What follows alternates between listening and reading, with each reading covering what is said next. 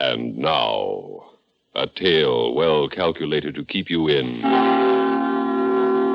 suspense. A tale of two men who are one. In just a moment, Stranger with My Face, starring Bernard Grant, and written especially for Suspense by Allan Sloane.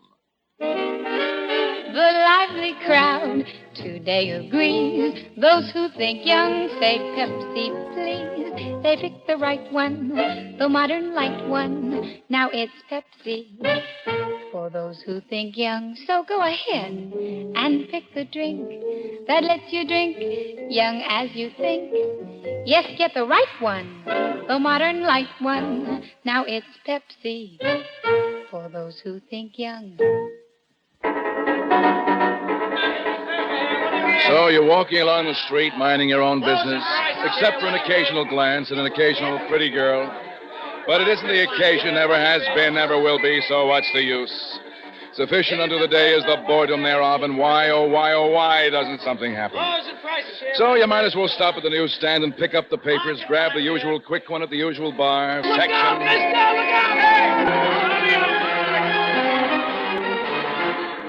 Anybody get the taxi's license? Oh. Hey, give him air. Oh. Come on, give him room. He's coming too. Easy. Yeah. Easy, Mr. Hill. Let me help you to the curb. Gee, talk about your close calls, mister. Hey, what happened? Where am I? Where's my hat? Now, what happened? You was reaching for the papers I was handing you. The mob shoved you in, a taxi sideswiped you. If I was you, I'd go straight to the doctor and see if everything's still in the right place. But this isn't my hat. Well, believe me, mister, it's the one that come with the head you're still wearing. Fine way to start the day. Yeah, ain't it, though? It's a real close call. Start the day? Mister, you sure you're all right? Those are the evening papers. And you owe me 14 cents. 14? Since when? Times and Tribs, 7 apiece, like any evening paper. The Times and Tribune are morning papers. Not in Chicago, mister. So there you are in a strange city, with a lot of strangers minding your business. And a strange sound of the police whistles. And a strange big star in the cops' uniforms. And strange names on the buses: Boulevard, Halsted, State. No. What you need is something familiar to cling to, like a shot glass of bourbon. So up the street you find a tavern. You sit down at its totally strange bar. And a totally strange bartender greets you with... Evening, sir. Your usual? My usual? What's that? Always a kitty. Scotch on a rock, soda on the side. Your impulse is to say, I hate scotch. But you don't say it. Something, now that you've discovered where you are, Chicago, something makes you want to know when you are. The newspapers will tell you. July 13th, 1961. Yes, sir, all day. Scotch or no scotch, you make it do. Despite the warmth of the stuff clawing its way down, the taste it leaves is like old iron in your mouth. You lift the glass of soda. The bartender moves away. And the stranger in the mirror drops his glass. Oh, I'll clean that up, Mr. Morris. Bartender. Yes, sir. Oh, look, don't think I'm drunk, but, do you know me? Do I know you? What do you mean, do I know you? Do you know who I am? My name. Why, sure, Mr. Morris. You're Mr. Morris, one of my regulars. Mr. Morris, one of your regulars. Well, tell me, what's my first name? Why, I've heard your friends, sir. I've heard them call you... Mr. Morris, you're joking. No. My first name, please. Why, they call you Chuck. I guess it must be Charles.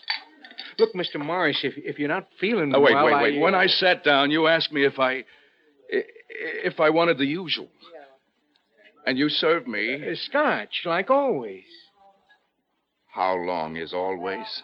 Why, let's see. It must be 2, 3 years you've been coming in nearly every day around this time, and it's always Scotch on the rocks, soda on the side. 2, 3 years. And this is Chicago? Yes, sir. July 13th, 1961? Yes, sir, all day. Yeah, very funny. Would you like to hear something really funny? Very, very funny? Why, sure, Mr. Morris. Anything for a laugh. Then laugh at this! As far as I know, This isn't Chicago, it's New York. It isn't July 1961, it's March 1957. Listen, and it's Mr. morning, Morris, it's please. not evening. But funniest of all, my name isn't Morris. And it isn't Chuck for Charles, it's Walters. Ed Walters. And this'll kill you. You will die laughing. That isn't me in the mirror. I never saw that face before in my life. Up the street is a cheap hotel where they don't care what name you register under. But the face in the mirror upstairs is still a stranger's, with its gray hair, heavy-rimmed eyeglasses, and mustache. Impossible. Who am I?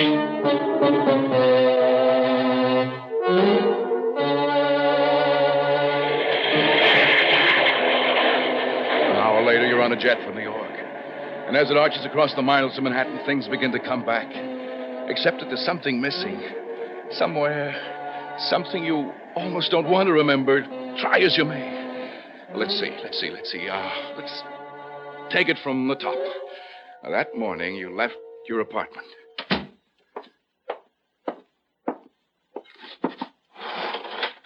Morning, Mr. Walters. Nice day if it don't rain, huh? Morning, Frank.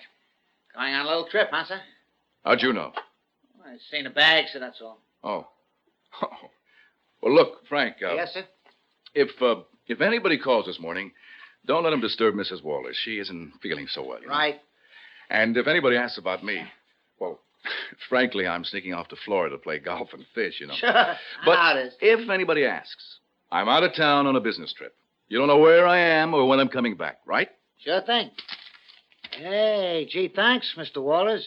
For that kind of dough, I never even seen you in my life.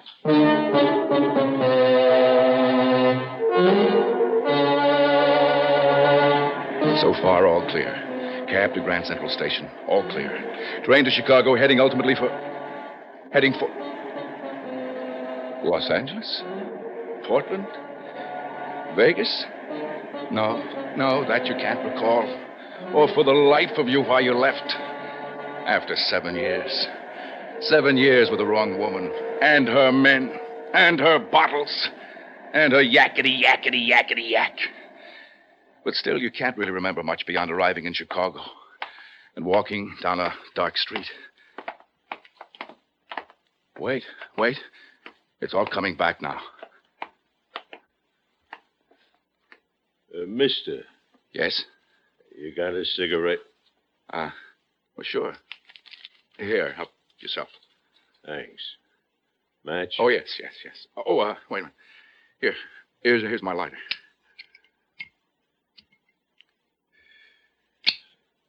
Thanks a million. Yes. Nice lighter. Yes. Expensive. Look, if you don't mind... I'll take the satchels, too. Boy, this is an outrage. Nah, just a stick-up. Don't make waves. Put 'em up and keep 'em up. How in the night over that night in Chicago it comes back, his hard, expert hands going over you. Finding your wallet, finding your watch, taking every last penny. Taking your train tickets, cleaning you out. Holding the gun on you while he stopped for your bags, and then... I don't like you, mister. Turn around. Oh, please, I'm a stranger here in town. I don't know a soul here. Please. Shut up. Oh.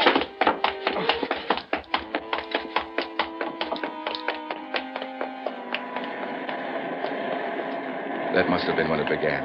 A slugging in the dark. And then awakening to find you had nothing to remember yourself by. When a stranger found you in his parking lot come morning. Are you all right? I think so. Oh, no. Oh, my head. Well, let's have a look. Oh. Hey, you're lucky you're alive, man. You've been mugged pretty good. Look, I tell you what. My office is next door. Suppose you come in and get clean. No. I was going someplace. But I can't remember. All right. If it isn't too much trouble. Oh, nonsense. You do the same for me. You'll feel better with some coffee and a shave. Come on your feet, fella. Oh, by the way, my name is Shaw, Clifford Shaw. I'm in real estate. Well, Oh, my name is Morris. Charles Morris. Oh, I get it. Morris, for that building across the street. Charles for the station. Well, it doesn't matter, fella. I'll still stake you to a breakfast. No. You don't understand. I don't know my name. I don't know where I am, or who I am, or anything. I just don't remember anything.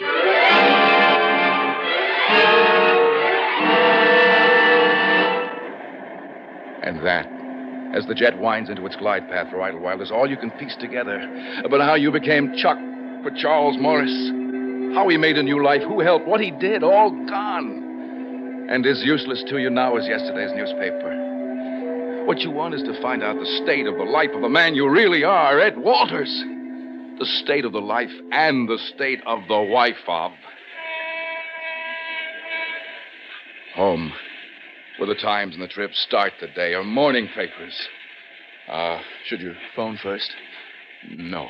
She's probably still climbing the walls over this morning's argument. No, not this morning. 4 years ago. Better just walk in on her. Surprise, Helen. Surprise. Taxi!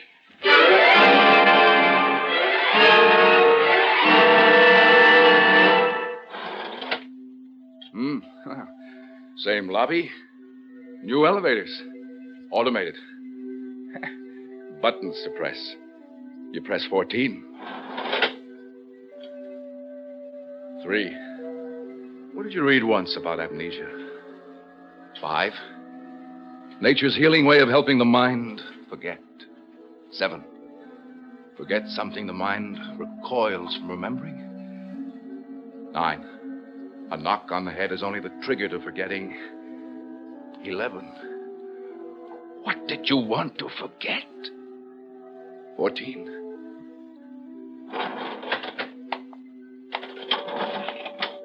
Play it cool. Just the truth. You've been sick. You've been away. But you're better now. Bygones and all that. Brand new start, Helen. And when she opens the door, smile. Smile. She used to like your smile. Now, 14C. Why didn't you think of flowers, stupid?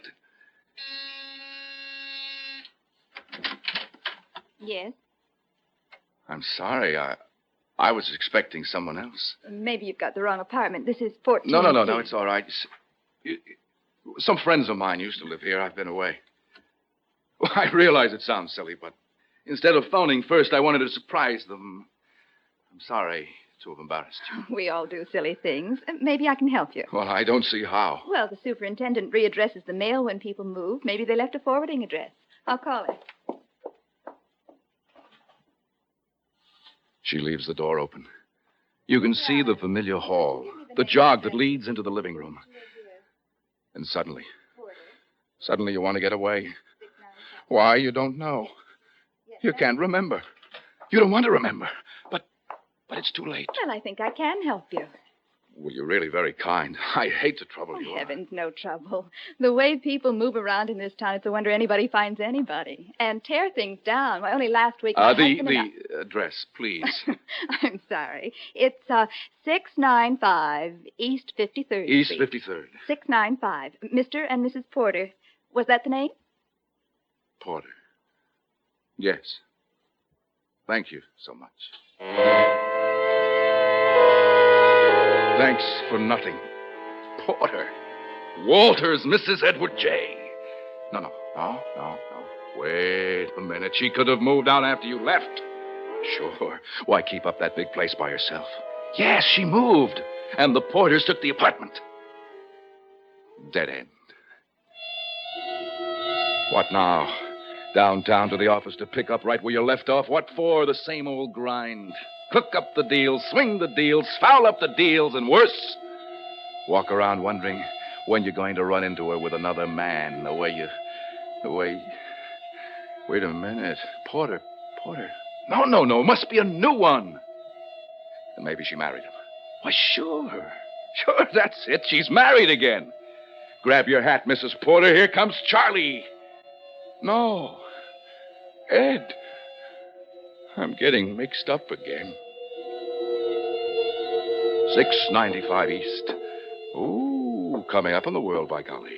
Remodeled brownstone and all that. $75,000 worth of decorating on a $25,000 frame. I wonder what he does, this Porter. Well, you'll find out.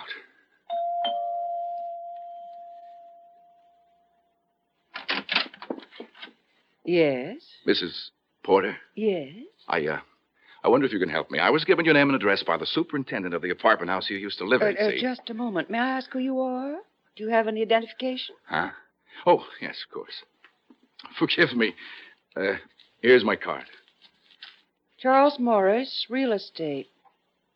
Chicago?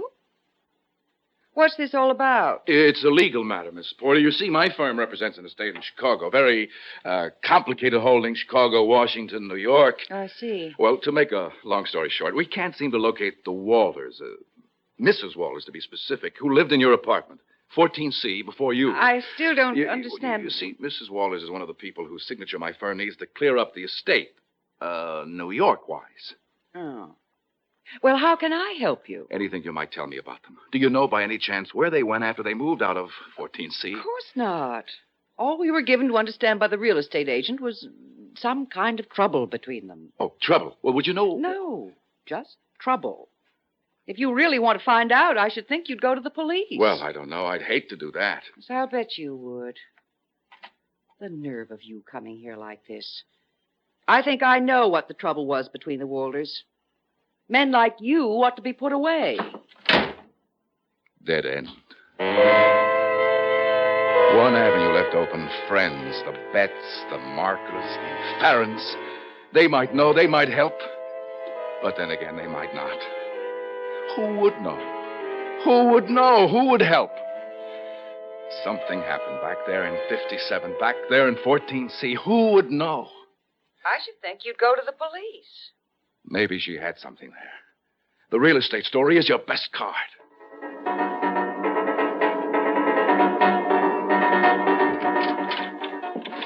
Yes, sir. Missing persons? Like on the door. Can I help you, sir? Well, I hope so. You see, it's rather complicated. Aren't they all? Sit down, sit down. My name is Charles Morris. I'm from Chicago. Here's my card. Yeah. Real estate.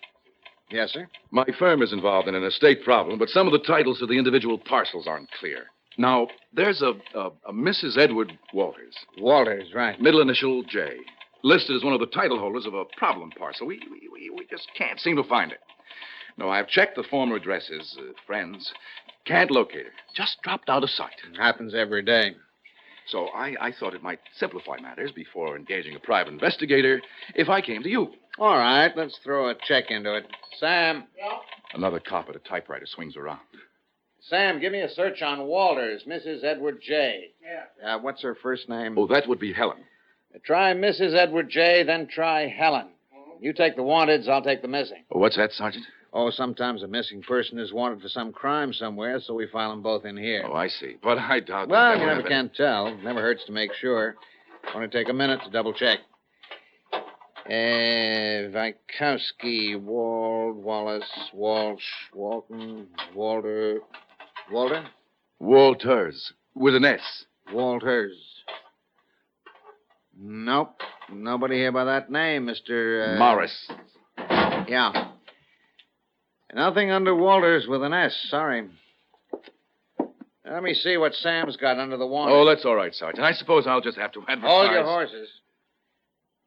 We might have something here. Well, I'm a little pressed for time. I said hold on a minute, mister. Well, all right. You sit there with two New York cops minding your business, and you want to run. The way the sergeant said, hold on a minute, that was no request. That was a command. What a fool thing to do. What a fool place to come to. What if Helen had done something wrong and you had to pay for it now? They're looking at you. The sergeant and the other cop. The younger cop's coming toward you. Passing you. Going to the door. He's stopping. You want to turn, but... Mr. Morris. Yes? We find a card here. Yes? Walters is the name. With an S? With an S, yeah. Mrs. Edward Walters? No, sir. Mr. Oh, well, that's a step in the right direction. I'll look him up. You don't understand, Mr. Morris. This is a wanted. Let me read it to you. Well, I don't think that's necessary. You see, we're not interested in Mr. Walters at all. We are. It says here, Walters, Edward J., age 38. How old are you, Mr. Morris? 35. Height 5'11", hair black, weight. Well, I don't have to go through the whole thing. There's a picture. No mustache, no glasses, no crew cut. But even so... it says something else on the card. You don't know what it says on the card? One word. One word, Mr. Walters. All right. I'm Walters. But I've had amnesia. I really was Charles Morris for 4 years. I just wanted to find my wife. I can't remember anything. What does it say on the card? You had amnesia? That's a weird story. How can you make him believe you? Or Sam, the other cop, standing with his back to the door. You turn, and you are looking straight into a police positive 38. And it is looking straight at you, and it is not wobbling. But everything else is getting wobbly. It's hazy, strange, forgettish. Your head, what's happening? You'll never find your wife, Mr. Walters. It says here you're wanted for murder. Hers. Now come along quiet, Mr. Walters. That's best. Now, Sam, mind the store. Now I know. What do you know? What I was trying to forget. I killed her. Yeah. That's what it says here. Where? On the card. And you better not talk. Anything you say, Mr. Walters. Walters? Come on. Let's go down the hall. You called me Walters. Walters, Morris, have it your way. But who is Walters? My name is Morris. Sure it is. Put the collar on him, Sam. Let the head shrinkers figure this one out. Look! My card. I'm Chuck Morris, Chicago. Where? How did I get here? What city is this? What do you want with me? Why do you call me Walters? What do you want with me? My name is Morris. Morris! Morris! Morris!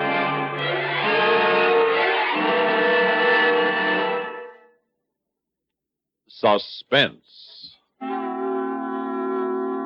You've been listening to Stranger with My Face, starring Bernard Grant, and written especially for Suspense by Allan Sloane.